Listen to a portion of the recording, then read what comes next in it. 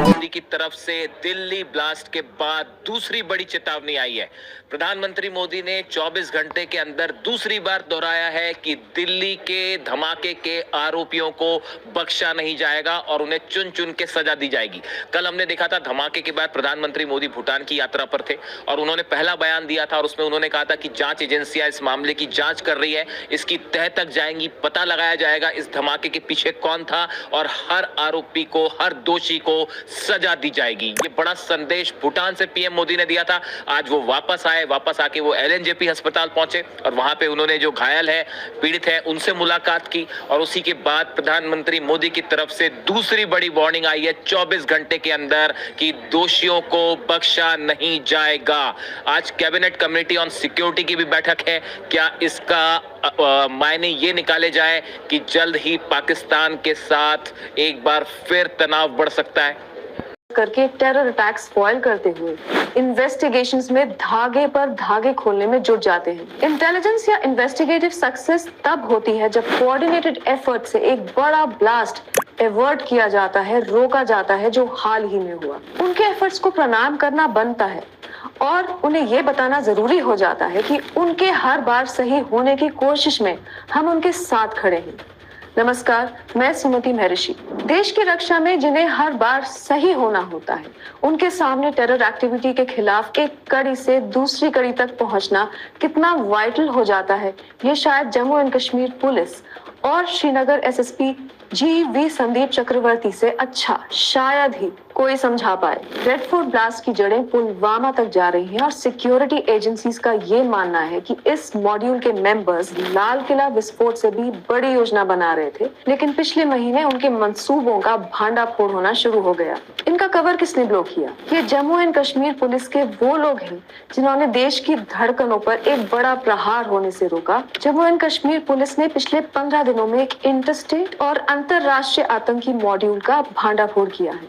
गिरफ्तारियां जारी हैं और 2900 किलोग्राम आईडी बनाने वाली सामग्री जब्त की गई है। खबरों के अनुसार इंडियन सिक्योरिटी एस्टैब्लिशमेंट का यह मानना है कि इसके जब्त होने से सस्पेक्ट्स पर प्रेशर बना, जिससे वो हड़बड़ाए और एक लूजली असेंबल्ड बॉम्ब ब्लास्ट में इस्तेमाल कर बैठे। पहलगाम में टूरिस्ट पर अटैक हुए 22 अप्रैल को। इससे एक दिन पहले खबर आई कि कश्मीर वैली में कई असाइनमेंट्स कर चुके decorated IPS officer G.V.. Sandeep चक्रवर्ती ने श्रीनगर एसएसपी का पदभार संभाला है। पिछले दिनों में जम्मू एंड कश्मीर पुलिस ने हाईली रेडिकलाइज्ड मॉड्यूल को एक्सपोज किया। षड्यंत्र का सिलसिला ऐसा है कि जम्मू एंड कश्मीर से लेकर दिल्ली और फरीदाबाद तक टेरर एक्टिविटीज में मेडिकल प्रोफेशनल्स के पूरे रीजन में ऑपरेट करने और चौंका देने वाली एक्सप्लोजिव्स और टाइमर्स की क्वांटिटी सामने आई है। कल से अब तक जानकारी के अनुसार कुलगाम और शोपियान में जमात इस्लामी मेंबर्स के घरों पर मैसिव सर्चेस की जा रही हैं, इनक्रिमिनेटिंग मटेरियल सीज हुआ है और बहुतों की क्वेश्चनिंग जारी है। लेकिन जेएनके पुलिस यहाँ तक पहुंची कैसे? ये सब शुरू हुआ एक पोस्टर से। जी हाँ, ऑपरेशन महादेव का हिस्सा रहे और कश्मीर वैली में कई असाइनमेंट्स कर चुके जी.वी. संदीप चक्रवर्ती के सामने वो पोस्टर एक मेजर लीड बना, जिसने जैश ए मोहम्मद के मल्टी स्टेट टेरर नेटवर्क को एक्सपोज कर दिया। धरपकड़ तब शुरू हुई जब श्रीनगर के नौगाम इलाके में लगे इस पोस्टर पर देखा गया कि लैंग्वेज बड़ी धमकी वाली थी, सेंट्रल एजेंसीज के साथ डीलिंग मदद के खिलाफ। पोस्टर पर जेएनके पुलिस की नजर पड़ी। ये पोस्टर जेएनके पुलिस ने फाड़े नहीं, उन्हें रहने दिया गया। सीसीटीवी फुटेज की मदद से पता लगाया गया कि ये पोस्टर किसने लगाए। पोस्टर लगाने वाले की सर्च पुलिस को सहारनपुर तक ले गई। ये शख्स था एक कश्मीरी डॉक्टर। उसकी पूछताछ हुई और उसने और 3 लिंक्स के नाम दिए। सब डॉक्टर थे। फरीदाबाद में मेजर एक्सप्लोजिव हॉल तक जेएनके पुलिस अपने इन्वेस्टिगेशन की एक एक लेयर खोलते हुए आगे पहुंची। जेएनके पुलिस ने यह पता लगाया कि इस पूरे नेटवर्क का रेडिकलाइजेशन का कार्यक्रम 2021-22 में शुरू हो गया था। सूत्रों का कहना यह है, एक क्लासिक केस ऑफ इन्वेस्टिगेशन बन गया है ये केस और इसकी सफलता करीब 3000 केजी आईडी बनाने वाली हुई सामग्री के जब्त होने से मापी जा रही है। नेक्स्ट, इस इन्वेस्टिगेशन में बहुत ही लगन और सावधानी के साथ पूरे षड्यंत्र का एक एक धागा खोला गया है और निरंतर खोला जा रहा है। पब्लिक विजिबिलिटी के लिए जो इन आतंकियों ने अपने मेडिक्स होने का सहारा लिया था, उसका कवर ब्लो करना एक बड़ी उपलब्धि है। नेक्स्ट, जेएनके पुलिस का मकसद टेरर एक्टिविटीज में इन्वॉल्व ओवरग्राउंड वर्कर्स को पकड़ना ही नहीं, उनके पीछे जितने भी लोग और व्यवस्था है उस तक पहुंचना और उसको ध्वस्त करना भी था। नेक्स्ट, बात सिर्फ आतंकियों को पकड़कर खत्म नहीं हुई, वहां से शुरू भी की गई। टेरर इकोसिस्टम को भी तोड़ने में जेएनके पुलिस ने अपनी जी जान लगा दी। पोस्टर के पीछे लोग कौन थे, पैसा कहां से आया, फॉरेन लिंक्स में लिंक कौन थे, हथियार कौन से थे, आए कहां से, उन्हें चलाने वाले कौन थे, ये सब इकोसिस्टम का हिस्सा थे। Next, JNK police launched a major crackdown across the Kashmir Valley. Anantnag, Sopore, Kulgam, Handwara, Awantipora में नेटवर्क सपोर्टिंग सिस्टम को टारगेट किया गया। इस ऑपरेशन के अंडर टेरर सिंपथाइजर्स और ओवरग्राउंड वर्कर्स के साथ साथ उनके रिश्तेदारों और सगे संबंधियों को भी लिया गया, खासकर उन लोगों के रिश्तेदारों को जो बॉर्डर पार से ऑपरेशन कर रहे हैं और टेरर एक्टिविटीज को funding, logistics, local support, local facilitation दे रहे हैं। नेक्स्ट, जेएनके पुलिस इस मॉड्यूल पर काफी समय से काम कर रही है और आपको याद होगा कि जून में कथित आतंकवादी संबंधों और आतंकवादी गतिविधियों को समर्थन देने के आरोप में सरकारी नौकरियों से कई लोगों को बर्खास्त भी किया गया था। जम्मू एंड कश्मीर से धारा 370 हट जाने के बाद सेंटर और एलजी मनोज सिन्हा की टीमिंग से जेएनके पुलिस का कोऑर्डिनेशन बेहतर हुआ है, उसकी पहुंच मजबूत हुई है और ऑप्स में और ताकत आ गई है।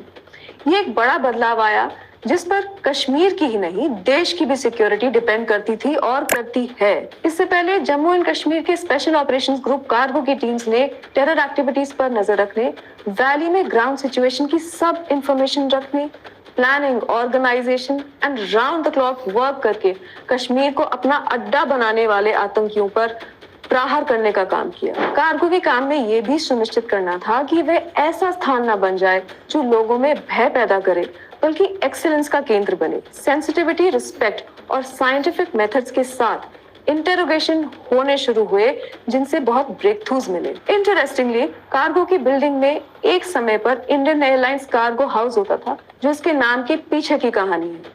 कार्गो को स्पेशल ऑपरेशंस में और टेररिस्ट एलिमिनेशन में सफलता हासिल हुई है। भारत में इंटरनेशनल सिक्योरिटी को मजबूत करने के लिए पूरे देश की पुलिस डेडिकेशन और कोऑपरेशन के साथ काम करती है, लेकिन जेएनके पुलिस के कार्य को हम सबको इसलिए भी एक्नॉलेज करना चाहिए क्योंकि उन्होंने एक वेल एंट्रेंस सिस्टम को वहां कोऑर्डिनेटेड ऑपरेशंस में क्रैक किया है जहां अपने ही लोगों में, अपनी ही लॉयल्टी पर, अपने ही जमीन कश्मीर में क्वेश्चन मार्क लगता देखा गया है। ये कोई मामूली चैलेंज नहीं है। बहुत से लोकल चैलेंजेस को पार करते हुए श्रीनगर में एक पोस्टर के जड़ तक जाकर मल्टीपल स्टेट्स में फैले ऑपरेशन को, एक बड़े इंफ्रास्ट्रक्चर को देश के सामने एक्सपोज कर डालना कोई मामूली बात नहीं है।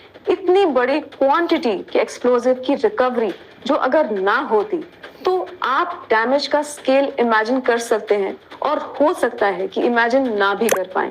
सस्पेक्ट डॉक्टर उमर अरेस्ट से बच निकला था। ये बात शायद जम्मू एंड कश्मीर को चुभेगी आने वाले समय में, लेकिन हमारी ये प्रार्थना है कि जम्मू एंड कश्मीर पुलिस साहस से काम करते रहे और उन्हें कामयाबी मिलती रहे। योगी ने शुरू किया इलाज। यूपी के कई शहरों में चल रही छापेमारी, 12 साल बाद पकड़ी गई बुर्के वाली महिला।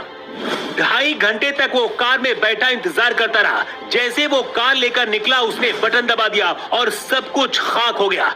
इधर दिल्ली पुलिस और खुफिया एजेंसियां जो सबूत दिल्ली से कश्मीर तक खोज रही थी, इधर योगी का ऑर्डर मिलते ही यूपी पुलिस उस महिला तक पहुंच गई जिसके बॉयफ्रेंड ने इतना बड़ा आत्मघाती हमला कराया। लखनऊ से बनारस, शामली से लेकर मुजफ्फरनगर में सर्च ऑपरेशन चल रहा है। प्रधानमंत्री मोदी भूटान से लौटकर सीधे LNJP अस्पताल घायलों से मुलाकात करने पहुंचे हैं जो दिल्ली में हुए हमले के शिकार हुए हैं। घायलों से मुलाकात करके पीएम मोदी ने कहा कि किसी भी आरोपी को छोड़ा नहीं जाएगा, लेकिन सबसे पहले आपको बताते हैं कि आखिर वो बुर्के वाली महिला कौन है जिसके बॉयफ्रेंड ने दिल्ली लाल किले के पास आत्मघाती हमला कराया। शाहीन सिद्दीकी ने कैसे पूरा नेटवर्क सेट किया था और कैसे योगी की रडार पर आई। पिछले 12 साल से जिसकी तलाश मेडिकल डिपार्टमेंट कर रहा था, उस शाहीन सिद्दीकी का चेहरा सामने आते ही बड़े बड़े अधिकारियों की नींद उड़ गई। यूपी पुलिस और एटीएस की मदद से जम्मू कश्मीर पुलिस ने लखनऊ से डॉक्टर शाहीन सिद्दीकी को आतंकी मॉड्यूल से कनेक्शन होने के सबूत मिलने के बाद गिरफ्तार किया। पुलिस को शाहीन की कार से AK-47 भी बरामद हुआ है। डॉक्टर शाहीन फरीदाबाद आतंकी साजिश में गिरफ्तार डॉक्टर मुजम्मिल की गर्लफ्रेंड है। मुजम्मिल इस महिला डॉक्टर की कार का इस्तेमाल भी करता था। अब आपको बताते हैं कि आखिर डॉक्टर शाहीन सिद्दीकी कैसे पकड़ी गई। 2006 में शाहीन ने कानपुर के GSVS मेडिकल कॉलेज में सहायक प्रोफेसर के रूप में कार्यभार संभाला था। 2009 में 6 महीने के लिए कन्नौज मेडिकल कॉलेज में तबादला हुआ और 2010 में फिर से कानपुर लौट आई। शाहीन ने 2013 में बिना किसी आधिकारिक सूचना के ड्यूटी पर आना बंद कर दिया था। कॉलेज प्रशासन ने कई बार नोटिस दिया लेकिन कोई खबर नहीं लगी, जिसके बाद 2021 में सरकार ने बर्खास्त कर दिया था।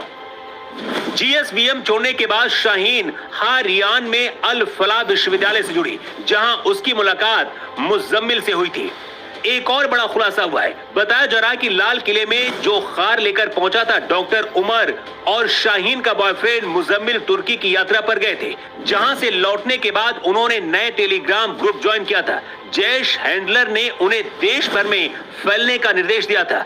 जांच एजेंसियां लाल किले के आसपास के मोबाइल टावर का डेटा भी विश्लेषण कर रही हैं। इधर योगी आदित्यनाथ ने यूपी में कोई आतंकी घुसने न पाए, इसलिए पुलिस अफसरों की फौज उतार दी है।